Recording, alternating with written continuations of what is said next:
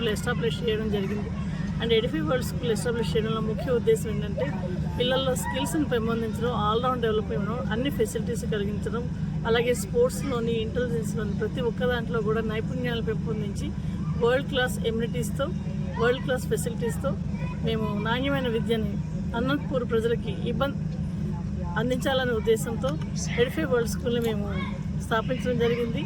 విద్య అనేది ఒక క్లాస్ రూమ్లో 40 మందిని 50 మందిని పెట్టి ఉదయం నుంచి సాయంత్రం వరకు కూర్చొని చదివించడం కాదు.